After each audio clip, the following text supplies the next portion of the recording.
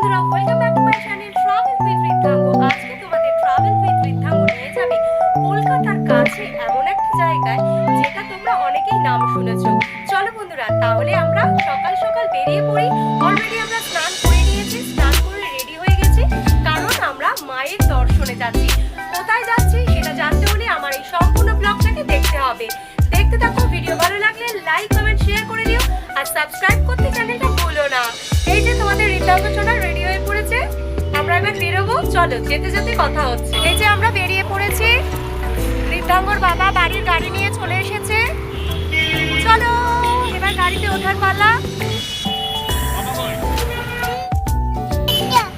ঘুরতে যাবে বলে ঋদ্ধাঙ্গর আনন্দটা জাস্ট দেখো। কি হচ্ছে? টাটা করে দাও আঙ্কেল আন্টিদের, টাটা করো, টাটা, পাপা দিয়ে দাও। দেখতেই পাচ্ছ তোমাদের ছোট সোনা ঋদ্ধাঙ্গ ঠিক কতটা এক্সাইটেড। আজকে কিন্তু আমিও মন থেকে ভীষণ এক্সাইটেড, কারণ এতদিন পরে আমার মনের স্বাদ পূর্ণ হতে চলেছে।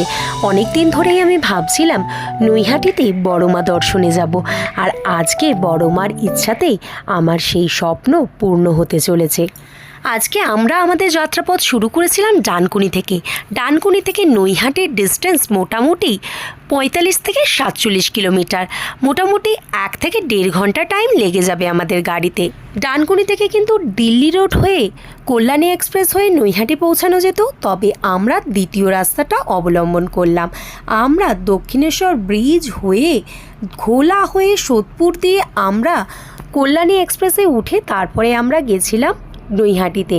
তবে সেটা ছাড়াও কিন্তু বিটি রোড হয়ে তোমরা ব্যারাকপুর দিয়েও পৌঁছে যেতে পারো নৈহাটিতে।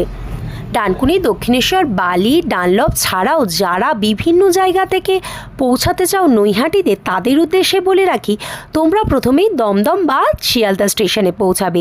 সেখান থেকে তোমরা ট্রেন পেয়ে যাবে নৈহাটি যাওয়ার জন্য। কল্যাণী সীমান্ত অথবা রানাঘাট, শান্তিপুর, কৃষ্ণনগর যে কোনো ট্রেনে তোমরা নৈহাটি নেমে পড়বে। নৈহাটি স্টেশন থেকে কিন্তু মাত্র 5 থেকে 7 মিনিটের ডিস্টেন্স এই বড়মার মন্দির।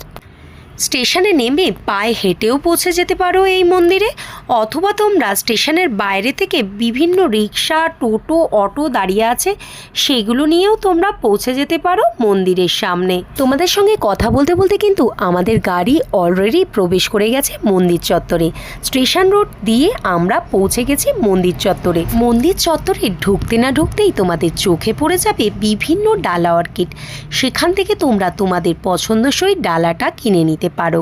ডালা অর্কিড থেকে ডালা সংগ্রহ করার পর সেখানেই জুতোগুলো খুলে তোমরা এগিয়ে যেও মন্দিরের উদ্দেশ্যে।